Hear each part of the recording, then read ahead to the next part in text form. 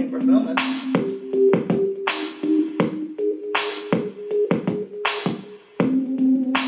Man, it's been like 2 weeks. This is why I'm hot. This is why I'm hot. This is why I'm hot. This is why I'm hot. This is why I'm hot. This is why I'm hot. I'm hot cause I'm fly. You ain't cause you not. This is why I'm hot. Well, I guess that's why. What's no onions, no tomatoes is hot. Hey, we so hot. You know why we hot? I mean, well, I really don't know. I guess. Kind of lukewarm. I mean, the biggest. Man, welcome back. Welcome back.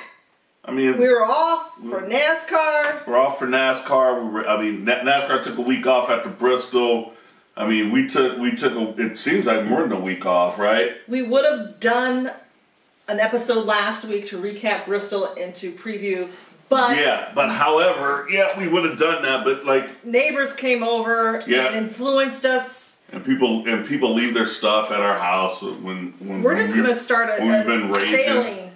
Oh, how do these look on me? Those look amazing on you. I mean, there's like.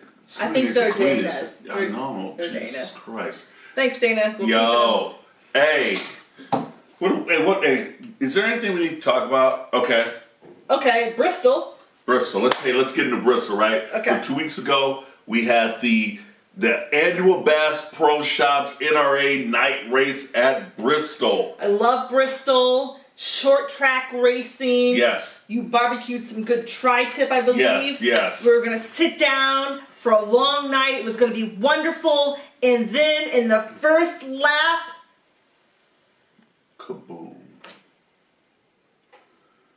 My driver wrecks. I call this race, actually, What is it called? The Good, the Bad, and the Ugly, starring Kyle Busch. Ooh. Because he had a night to remember literally from beginning to the extra end. So, I love short track racing. I love Bristol. I love watching Kyle on Bristol. Okay. So then, I'm thinking my night is over. He's going lap down after lap down. Right. And I think there's no way. I'm kind of pouting as I do. And and you just think there's no way. Like, for me, I feel the race is not going to be as good without him in it. See, I never feel that way because my driver isn't one of the big three, so I don't pout if I just get it. But people who are spoiled, of course, they feel that way. The guy goes some laps down. I'm telling you, relax. As long as he doesn't go 4 or 5 laps down, it's gonna be a wreck fest. He can come back. Okay. So I calmed down a little bit. Right. So he came back, right? So let's not. Yes, let's not dwell on it. We're not just gonna talk about him. No. All right, you take over. Well, I don't have a lot to say about this race because there were comers and goers. I mean, look, Kurt Busch was your winner. That's the biggest takeaway that I have of this whole night. If you look, you see he wins the race. Ryan Blaney wins the stage. Joey Logano wins the stage. Those are some points. Round out your top 10. You got Kyle Larson, Chase Elliott, Logano, Eric Jones, Boyer, Ryan Blaney, Alex Bowman, Jimmy Johnson, Kevin Harvick. That was it. It was a crazy night. Get back into Kyle coming back. So he comes back, and after, like he's saying, extra cautions here and there, he gets back on the lead lap. Right.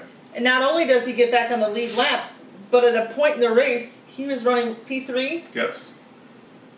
And seriously, I thought he had a legitimate chance of winning this race. He did have a legitimate chance of winning the race. And I just feel like that's amazing. But then he had some more issues and ended up finishing 20th.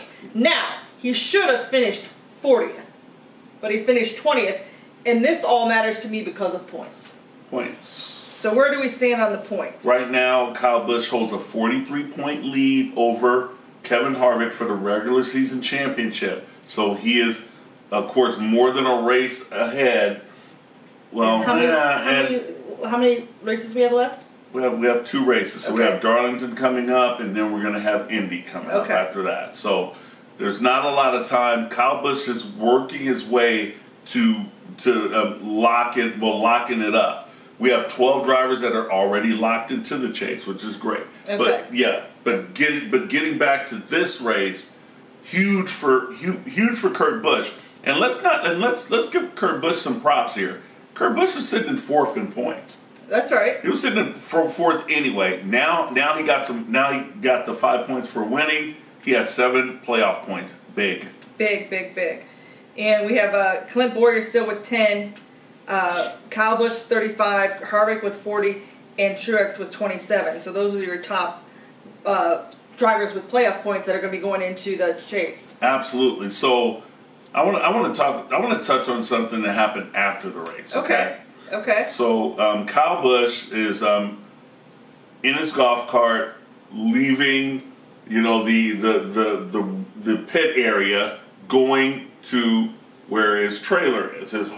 So that's fine, all fine and dandy. Kyle Busch stops, gets out of his vehicle, gets out of his golf cart, to sign autographs. Mm-hmm. What happens next? We have a dumb butt fan who wasn't it a couple? Yes. So we had a couple who probably had, I'm gonna assume, too much to drink. Maybe not. Maybe they're just jerks. I think they're just jerks because what I've seen from people who don't like Kyle Busch, they don't like him sober or drunk. That's true. So I'm not going to give him the excuse of being drunk. And so he starts mouthing off to Kyle. I'm getting ready to tell this story. So the wife is literally telling Kyle to F off. F off, F off, F off. Then the husband gets in Kyle's face. Kyle's like, okay. Kyle turns to walk away from him, and the guy shoves Kyle. Puts his hand on a NASCAR driver at the track. Yeah, that's an issue. Continue. That's an issue because the drivers try to give us access. They try to let us go with hot passes, with cold passes, with these fan experiences behind the wall. Yeah. And things like that will ruin it for us. Because all it takes is one driver to get hurt, and it will be shut down immediately. Absolutely. NASCAR.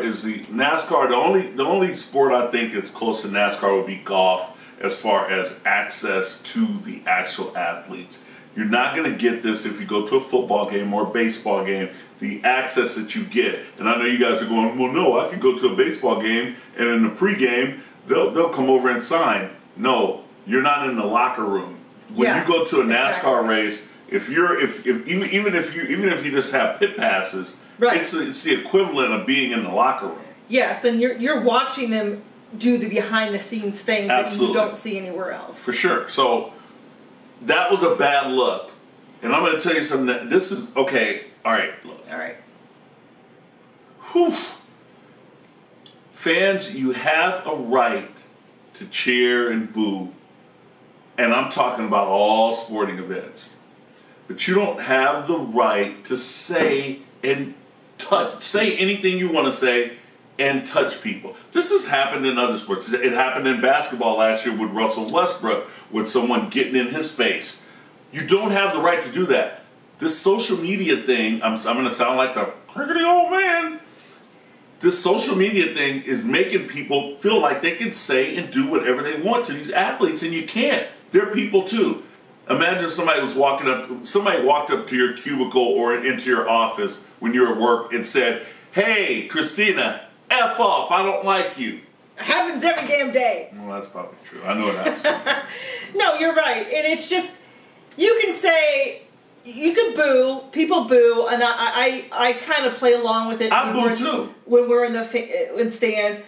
But to say some of the vile things that I hear is just ridiculous. Yes, There's a lot of people I don't like, but I'm never going to be vile out loud at a stadium. Now, I might say it in my living room, but absolutely, there's just some decorum that we need to remember to have that we seem to be lacking nowadays. We're totally lacking it, and you know what? You can boo, but don't get personal. And don't talk about the wives and their children either. Their children. And they've been doing that. They've been doing this across the sports, but especially with Kyle Busch. Yeah. He's had specific issues. And listen, now if you want to boo referees and umpires, no, Hey, 47. It was 44. 44. Here's a quick story. We're at a baseball game, and he's like, way to go, 44! And we're pretty close. We're only about 15 rows back. Yeah, third base line. And so the referee looks, or the umpire looks over after he says that, and I go like this and totally dime him out. Yeah, that guy was looking right at me. He was not mad, but he made a bad call, so whatever. Yeah, that's right. All right, well, that's our recap of Bristol. That's a recap of Bristol, right? Hey, we'll be back with our next one really, really quick. Yes, Darlington. Meaning what we're going to do is turn this off and then turn it right back on. Well, they don't need to know. Yeah, well, we're going to give you guys that, okay? All right, ciao. Peace.